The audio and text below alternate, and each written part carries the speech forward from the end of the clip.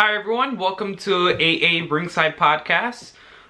Today I'm going to be doing a video for you guys. No Albert, obviously, he lives in Florida.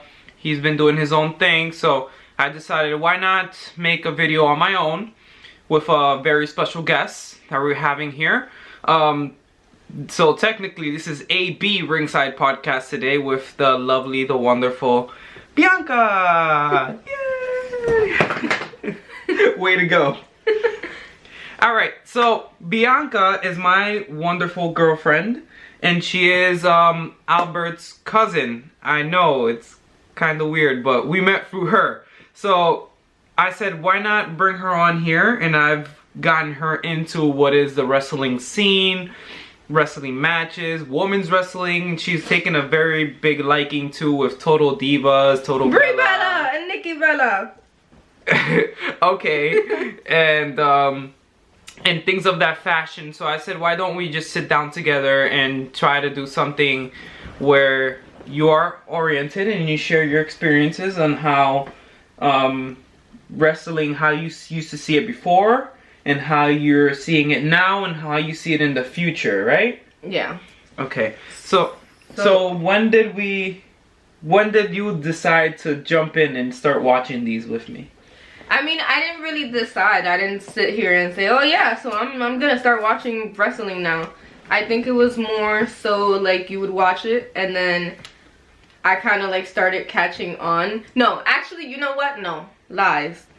It was more so when I started watching Total Divas and then I started watching Total Bellas. Note here, I got her into watching Total Divas one day. Not me necessarily, but I had mentioned it to her one day so she can get into it little by little because she didn't like watching wrestling when I watched it. But then her co-worker decided to tell her about how awesome it was, so we decided to watch everything on Hulu.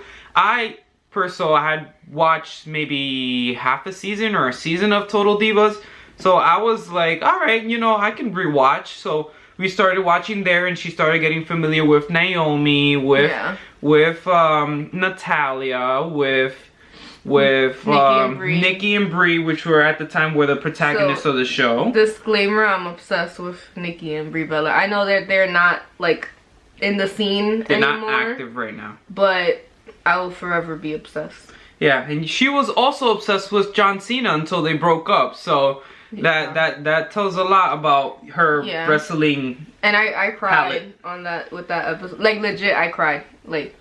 Yes, I was there. Like legit, I cried. It was so, oh my god, I could cry right now. I know you can cry right now. But yeah, I mean, so I didn't really start, it wasn't like, oh my god, I'm gonna start watching it this week. Like, this is it, I'm watching it.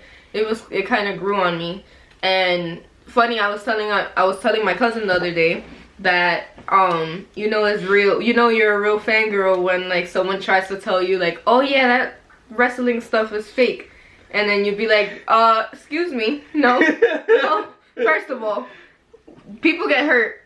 Yeah. And they have to do a lot of things in those, you know, when they're doing their matches stunts and stuff. Like, yes, sometimes it could look a little fake or they don't really punch each other. I mean, they do, but like sometimes they don't really do certain things. Yeah. But the energy and the skills that they have to learn to do that, to make it look real, is not fake. It's definitely not. So let's get into the first event that we watched together. And I know she's probably not going to remember. But we watched the Royal Rumble 2017 in my mom's house. That was the first one? Yes. No, it was that day that... you sure it was Royal Rumble? Because I remember... No, it was WrestleMania. It was Royal Rumble because it was super long. It was like 5 hours. And I watched half of it on my phone. And that was Royal Rumble? And she fell asleep I did. During the Royal Rumble. Which is my personal favorite pay-per-view of all time. Of all time. Is it coming up? It's coming up on January 26th of this next month. So we can compare and contrast how 3 years ago WrestleMania to, not WrestleMania, my bad, Royal Rumble to 3 years forward Royal Rumble. She's like totally obsessed into it. Funny thing, we watched the TLC match in between Charlotte Flair and Becky Lynch against the Kabuki Warriors, Kairi Sane and Asuka. And tell me what you thought about that match when you first watched it with me on TV. So first of all, obviously, I didn't know that Kairi Sane, that's how you say it, right? Kairi Sane. I didn't know she was hurt. So when I was that happened very early on into the match, right? Yeah. So from there on, obviously, I was so confused because I'm like, first of all, Charlotte, she's a beast. I mean, come on, like, I'm sorry, like, maybe some people might not agree because I know there's probably people that don't agree, but she's a beast. And when I've seen all her matches, especially for pay-per-view events that are major like that, she's a beast. So when I saw that everything was just like slow motion and like there wasn't that much action going on, I'm like, you're not serious right now. Like, you're telling me that in this TLC match, this is this boring right now. Yeah. I told him, I was like, what's going on? Like, this is what the women are representing with. Like, this is insane right now.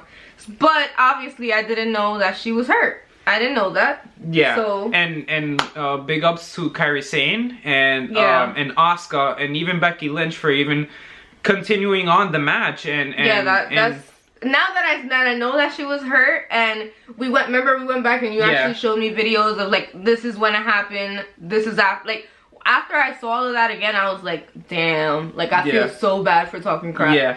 I felt so bad because after I saw it, I'm like, damn, like that's some true professionalism, because the fact that they kept going, they could have stopped the match right there. Yeah, they could have. Oh, and I was confused too, obviously, before I knew the ending. When all of a sudden, like, they won, whatever, and then all of a sudden the men came out of nowhere and started fighting. I was like, you're not serious. They really just did that to the woman? I was so pissed off because I was like, they really didn't just do that. Like, that's not, like, I'm emailing WWE right now. So, before watching that match, I have had her watch a few matches before, and she's chimed in on matches. Her personal favorite, if I can say for you, was the TLC match against Charlotte Flair and Becky Lynch back at Evolution. Yes. And she was very intrigued. And tell me what about that match maybe like caught your eye so much? They were just so into it, and like they were, like it looked, it was intense. I don't know, like every moment, that's what it is. So every 5 seconds is like, oh, the other one's about to do this or whatever, like that. I think that it was just intense, so that's why I liked it. I don't know, because I feel like sometimes some women or some people like don't, like, I don't know, like they don't, like, you could, like, sometimes they make it look fake, and that's what we're trying to go for. We're trying to go for not looking fake. Right. So let me stop talking for you, but we were very into what was having Ronda Rousey come in. I necessarily didn't like the way she was entered into the Royal Rumble after Asuka had won. But once she transitioned into that role after WrestleMania, her role was essential. And now that you've watched Total Divas and you know everything that's gone on little by little, what can you chime in on what type of impact Ronda Rousey has put in? She definitely brought in viewers. That's one. Because a lot of people are obsessed. Even people that are not into MMA or are not into wrestling in general, like, love Ronda Rousey. So she brought viewers in. Because if somebody, like, there's commercials about there's things that come up. So if somebody sees that Ronda is there, they're gonna view. So that's huge. And also the women feel like she made a difference. Because when we were watching the season, like, finale, they mentioned that, like, they were talking about how, you know, she's made such a difference. They did a retirement party for her, which you think she's coming back, right? I believe she's coming back at this year's Royal Rumble, but that is always up in the air. There's a lot of things on TV that have made me think that Shayna Baszler lost the NXT Women's Championship. The other two are really not doing much. I'm sorry if I butcher their names or not know their names. I don't know. They're just side pieces. But I think they're going. That's rude. But they're going into that fourth horsewoman of WWE against the 4 horsewomen of MMA. So I feel like that's gonna be happening maybe Survivor Series of next year. So they have to kind of move the chess pieces and have things move here and there.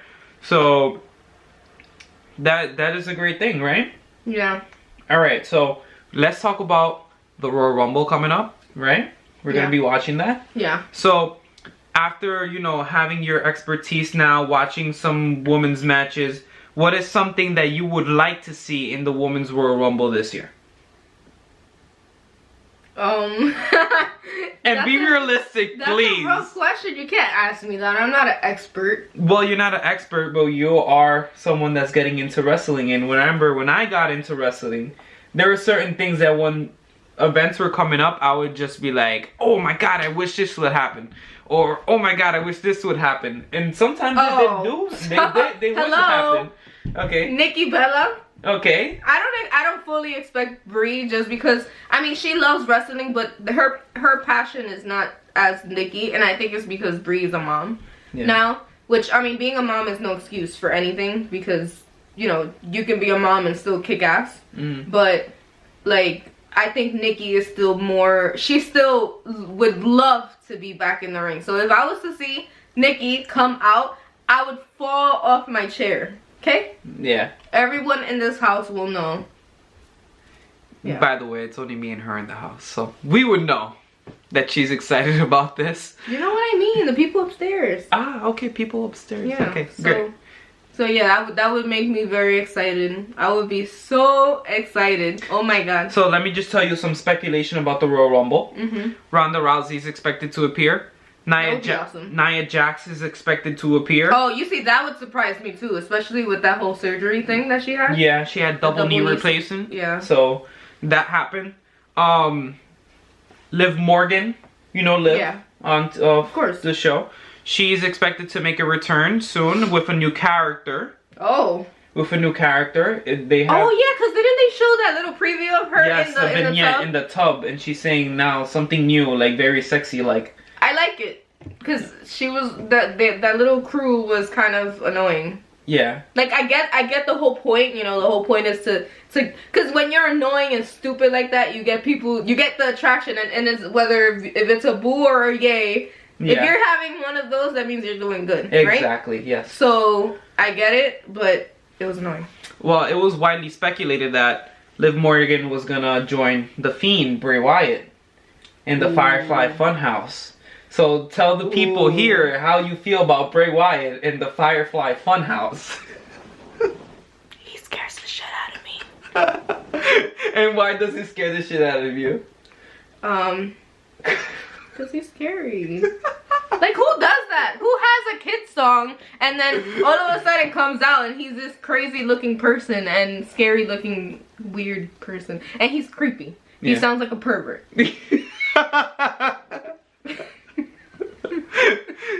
You heard it here first, guys. He sounds like a pervert. Your universal champion is a pervert. He's scary. I don't know. He's a little weird, but I mean, so it's funny because when you first mentioned it to me, move over this way. When you first mentioned it to me, it sounded really corny to me. Like I remember when you were first watching it, I was like, this is corny, but I do get it. I get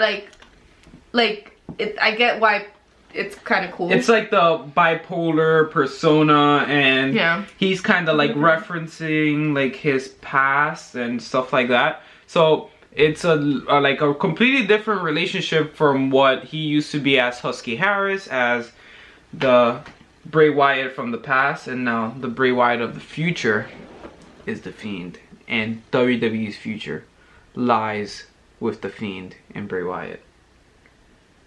So let's flip the switch now, and let's talk about his opponent for the Royal Rumble, which is Daniel Bryan. Well, Daniel Bryan has had kind of like a weird transition, right? Like, when he first came back to wrestle, he was a babyface, so he was a good guy, and then he turned heel against AJ Styles, my favorite wrestler of all time. And what do you think about his heel turn? Like when he turned heel and he said that I'm gonna save the planet. Yeah, that whole Earth thing had me like, okay, I guess. I mean, I can't talk too much because that was around the time I think that I was kind of getting into it a little bit. So I'm not gonna sit here and act like I know everything, but it was okay. I'm looking forward to this. Well, not new because obviously. She missed out on the first Yes movement, so now you're in on the second Yes movement. Like, I was towards the end. So when I found out that the Yes movement was canceled, I was butthurt. Because I wanted to imagine myself going to a WWE event and doing that. Because I do that on the regular. Yeah, she does that for anything. Anytime I tell her we're going to go to Target, it's... Yeah. All right, so I hurt my elbow. So we're going to have Bray Wyatt versus Daniel Bryan at the Royal Rumble for the Universal Championship. Did you just say? What did you just say? I just said the word. I said Royal Rumble. I said something else. It sounded like you said Boil Rumble. Boil Bumble. Sorry. So okay, so now he's turning babyface again, and there's a funny theory about the Fiend because they say that anyone that he encounters switches from good guy to bad guy or bad guy to good guy. So right now Daniel Bryan went from a bad guy to now a flip face because he faced the Fiend. Now Seth Rollins was a babyface, he lost to the Fiend, and now he's a bad guy. The same happened to Finn Balor. So you think that Daniel Bryan afterwards is gonna be bad again? No, I don't think so. I think the transformation already happened, but it's a weird theory because also Finn Balor, like I just said, he was a good guy. He lost to Bray Wyatt, and then he showed up at NXT as a bad guy. So it's kind of like a weird thing. I have a question for you. This was my question. What's your take on the whole NXT with Raw and Smack, like the whole mix up?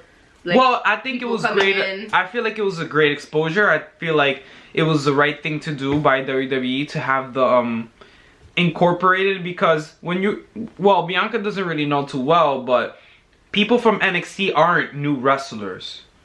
They're just people that they've gotten off the indie scene, people that come from Japan. Yeah, no, I do know that. So, okay, stop trying to blame me. So most of the time, they're really good wrestlers. Yeah.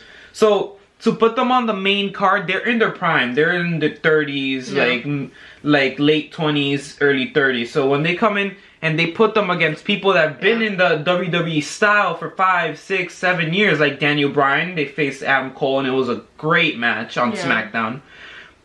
Keith Lee was in the Survivor Series match. You saw he went against Roman Reigns, and that was great, and that did wonders for him.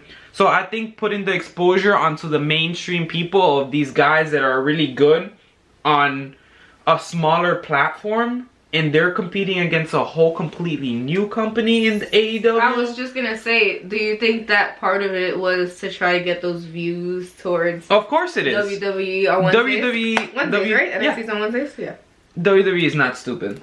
Yeah. They know it exists. They know it's there. Yeah. And they don't want them to get into a bigger level. And honestly, I feel like they're match and match because NXT has great matches on TV. I mean, AEW is getting there. You know, they're a new company. Yeah. They're trying to get there, and stuff is a little different. So I can't sit here and say I don't like AEW. And Albert's gonna kill me, but you know what? Forget AEW. They're a piece of crap compared to NXT. And you know what would be very crazy? What? Let's say 5 years from now, you absolutely love AEW, and this is on the internet. Well, 5 years from now, I might be a millionaire. Okay. And this page might have 3 million followers on it. So and you're gonna get screwed. Yeah. So whatever. I'm not gonna be screwed. Actually, this is gonna be very good. So AEW, they have great potential to do great things. They just need to work on it and make it a little better. And I mean, and that's it. Alright, but I'm just gonna be like the devil's advocate. How long has AEW been out? Since maybe last year. Okay. How long has WWE been out? For 30 plus years. Okay. So you can't compare WWE to a company that just came out less than a year ago. No, you can't. But they're using their developmental brand in NXT to kind of like push it against them, and they're beating them in the ratings on TV. Okay. Well, I understand that. Yeah. I'm not saying you're wrong. I'm just saying that you gotta cut them a little bit of slack. Well, the slack has been cut because my girlfriend said so. So, another a team that's gonna be returning or speculated to return is one of this young lady's favorites, and that's the Usos. So she's gotten into it because she's seen the show, obviously, and she follows Naomi and she knows all this stuff, and they had some legal issues with DUIs and being drunk in public and all that stuff, man. That really sucks. Well, you know, I wonder how like Naomi is taking all of this, because she's such a like, I mean, I don't know her obviously, but she seems like such a sweet person and like such a like, I don't know. It sucks that like she has to kind of deal with, you know. Yeah. So it's been kind of a good news that they're gonna be put back into either Raw or SmackDown. We don't know yet because they didn't go in the draft. That's something. That's something that I kind of like about WWE, that they kind of give people chances, and that's kind of nice because everybody messes up. I mean, don't get me wrong, you know, that is a serious issue because a DUI, they're driving drunk. You can potentially kill somebody like that, you know? So it is a big deal. It is he was acquitted of that. He wasn't swerving at all in the video. You can see, obviously, they were driving straight. They didn't cause any trouble. They probably like followed them, saw them coming out of a bar, followed them, or wherever they were. And that happens. I mean, I know that has happened to some people. Like, I've been told stories where they just, you know, get followed, and it is what it is. But like I said, either way, you know, I am happy that WWE gives them a chance to, you know, kind of go back in there and get right back in the fold. Just like what's his name? These two guys, the guy with the long hair. Oh my god, I remember his name. The one that had the drinking issue. Remember we saw Jeff Hardy. Yes, him. Jeff Hardy is again in legal trouble for drinking. Yeah, but he had a chance. He got a chance too. Yeah. Oh, let's talk about another woman wrestler that has really caught the attention of not just me. Oh, Lacey Evans. And not just Bianca, but you nasty Lacey Evans, right? tell me, what can you tell me about Lacey Evans and about I mean, from the first moment that I saw her, first of all, her voice was annoying, but besides, obviously you can tell by now that a lot of things annoy me. But anyways, her voice was annoying, but she is a beast. Like, so if you haven't noticed by now, I'm into the acrobats. So if you show me any match where somebody's flipping off of something or doing something, I'm gonna be excited and I'm gonna like love it. She does stuff like that. Yeah. So that's why I like Charlotte Flair so much too, because she does stuff like that too. Yeah. Like I'm really into that. So we have a different contrast in styles because I like the more technical on the mat. Like if I watch a women's wrestling match and I watch like Sasha Banks, like Bailey, they're more like on the ground type of wrestlers. So then it makes for a good combination when you get something that's going on at the Royal Rumble where Lacey Evans is gonna be facing Bailey. Right. I'm not gonna lie, that's gonna be good. And a newly heel turned Bailey. Yeah.